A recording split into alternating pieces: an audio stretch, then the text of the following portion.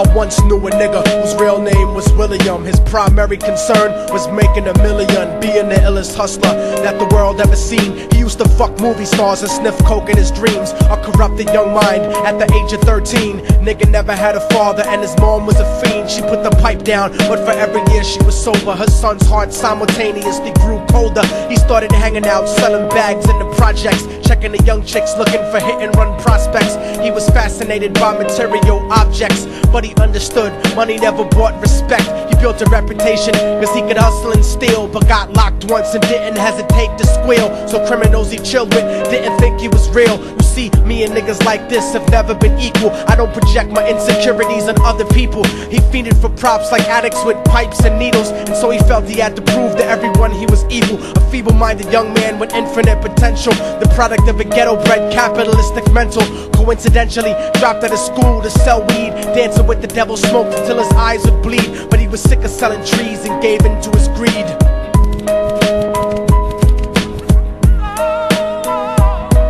Everyone tryna be trife, never face the consequences. You probably only did a month for minor offenses. Ask a nigga doing life if he had another chance. But then again, there's always the wicked that knew in advance. Dance forever with the devil on a cold cell block. But that's what happens when you rape, murder, and sell rock. Devils used to be gods, angels that fell from the top. There's no diversity because we're burning in the melting pot.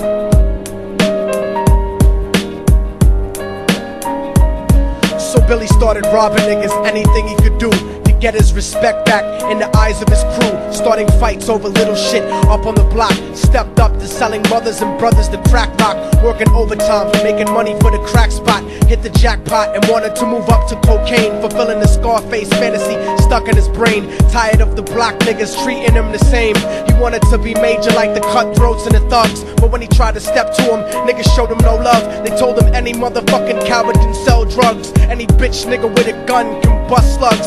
Any nigga with a red shirt can front like a blood. Even Puffy smoked the motherfucker up in the club. But only a real thug can stab someone till they die. Standing in front of them, staring straight into their eyes, Billy realized that these men were well guarded, and they wanted to test him before business started. Suggested raping a bitch to prove he was cold-hearted. So now he had a choice between going back to his life or making money with made men. Up in the sight, his dreams about cars and ice made him agree a hardcore nigga is all he ever wanted to be. And so he met them Friday night at 2:45.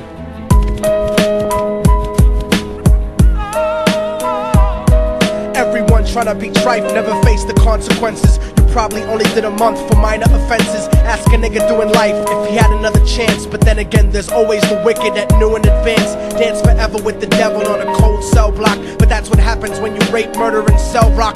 Devils used to be gods, angels that fell from the top. There's no diversity because we're burning in the melting pot.